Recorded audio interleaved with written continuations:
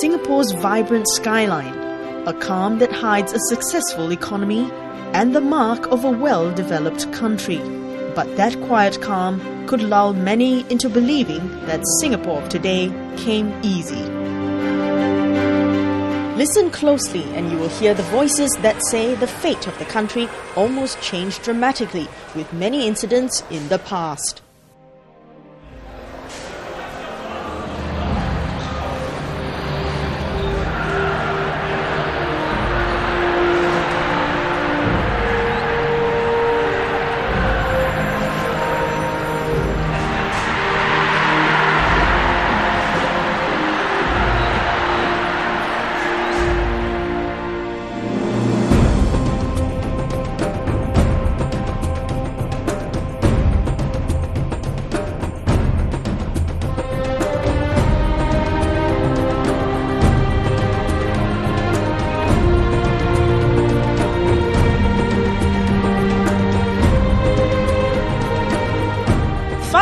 Voices,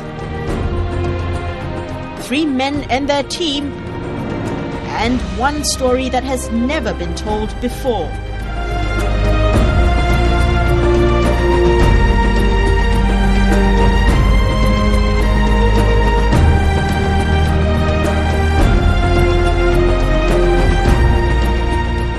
On 21st of November 1954, that was the first time that the Singapore public was seeing the founding members of the PAP. They were rather taken aback to see them all wearing cotton shirts, cotton trousers, all in white. Some of the interviewees who were there, they told me that they could feel an instant rapport. The Men in White project started in mid-2002. The team's mission? To produce an impartial, balanced and fair book featuring all the political players of the PAP's past, regardless of what they stood for. The history, is replete, with a lot of drama, life and death struggle, tremendous tales of courage, people with deep political convictions who are prepared to lay down their lives, for their cause. Stories of betrayal. There are a lot of ingredients, which will make, I think, a very exciting story. I believe this book is an important book for Singapore, not just for the PAP, because every country and its people, especially the young, should know where and how its country came about and what happened in the past. And I believe this is how a people feel together as one and bond together. Because when they have a common understanding of the past, that's when they are more likely to believe in and work towards a common future. And if you read the book, it's a fascinating story, which I don't think even Hollywood, with its most imaginative scriptwriters, could have come up with. 300 people were interviewed and 200 oral histories were put together by a team of 4 researchers.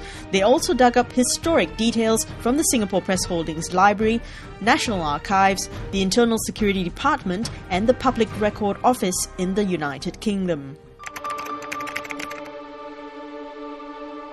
I started off as a typical Singapore youngster who is not interested in politics. I have no idea who the political leaders are. So to me, it's like start from zero. I'm like a fresh piece of paper, like what my writer used to describe me. I was just very fresh, very clean. So the start of the book and researching it is just, filling up the little blank pieces and blank spaces as the in-between. Previously locked away documents were made available, and some political players gave the team their diaries, unpublished memoirs and notes. These are the classified documents which we got from the Public Record Office in Kew Garden, United Kingdom. And here's the Lee's correspondent. These were the letters that Mrs. Lee kept for her husband before he became Prime Minister. Details were important to the Men in White team, from finding articles to corroborate information to reproducing the exact place where the PAP was conceived, at number 38 Oxley Road.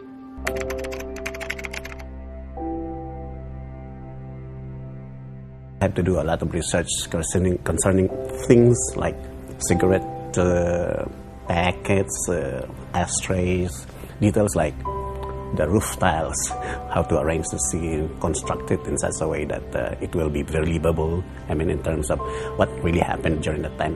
But one of the main challenges for the team was persuading some people to tell their story.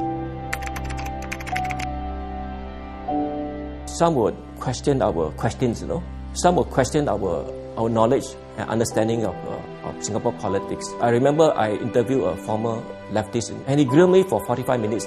He basically tried to sound me out to find out what I really know about the party, and he's trying to figure out where my bias lies, you see. So you have to kind of win over the confidence. Leong Weng and Sonny Yap had to trace those who had been exiled, deported, or had fled the country to avoid arrest. That trail led them to Hong Kong, China, Malaysia, and the jungles of the Thai-Malaysian border, where the peace villages of the Malayan Communist Party still stand. This is a section of an underground network in the jungle where the MCP guerrillas used during the war. This is a makeshift shelter for married couples to take turns to spend the night in the shelter. Among the people Weng spoke to was Chan San Weng. He led a double life as a communist cadre and former PAP parliamentary secretary to the then Prime Minister Lee Kuan Yew. The man was one of 30 Singaporeans still surviving in the peace villages.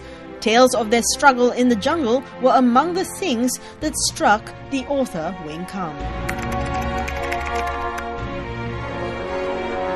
Among those I interviewed was a woman in her 70s. She was once the daughter of a very rich man, living in a big house in Serangoon. She said she had a few servants and ate the best food. But her life changed after she took part in leftist movement as a teenage student activist. She had to run to escape arrest, fought in the jungle as MCP guerrillas. She said many of her friends did not survive the ordeal. Many leftists I met in the two peace villages in Betong and Banglang were like her. I could see from their faces the hardship they had gone through and how youthful idealism had changed the course of their lives forever. The Singapore-born members there were still longing to return home someday. The hours of interviews unveiled some revelations of past events. The Singapore Badminton Hall in Geylang was the site of one of the most intense political battles. In 1957, left-wing PAP members tried to take over more seats in the party's ruling body. Weng dug out more about the political maneuverings.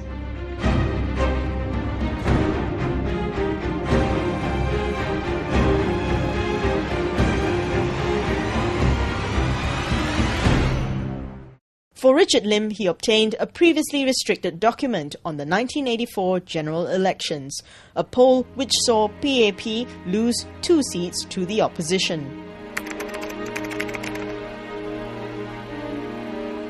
The 1984 post-mortem was never released before. It was really merciless in the way it zoomed in on the weaknesses of the PAP. And actually, when I look at it, it wasn't just a post-mortem. It was really also a blueprint for the PAP's future direction.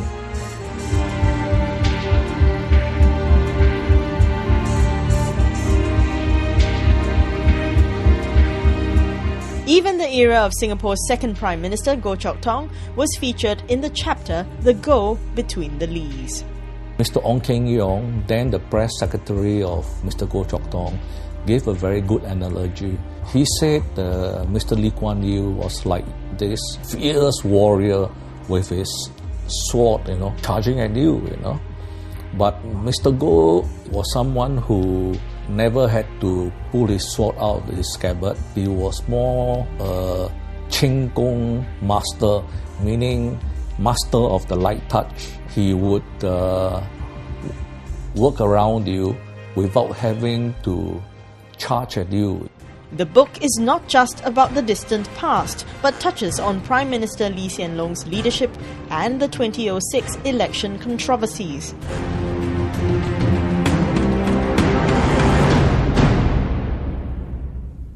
Nowadays, a lot of children, they don't know what is happening. In fact, many of them don't even recognize Dr. Goh Keng Swee and all the others. You must have this book. to understand what about them, what they have done in the 50s, in the 60s. The true story must be out, no matter what the mistake the PAP had done in the past. And the good things they have done, this is a fair story. We all have played a part. And when different people with different views come together in a book like this, it simply means that we are matured, we become a society to be reckoned with. It was an absorbing book because it gave everybody's point of view. And what I found fascinating was how seriously they misjudged us. Underlying all that they did was the assumption that we were English educated and softies. And they also did not understand the wider political backdrop, that they had really no chance. We will never have the same set of circumstances again. They will have a colonial power in charge, on the wane, about to relinquish its authority, and a tussle between communists and non-communists to succeed it. So what may arise is when we become weak economically, then it becomes weak militarily because we won't be able to afford all the latest weaponry. Then I think we are at risk. I can leave it to your imagination why we are at risk. But if you read, better still, if you live in Malaysia and Indonesia, you will understand. And I hope the younger generation understands that before the situation arises and does not allow such a situation to arise.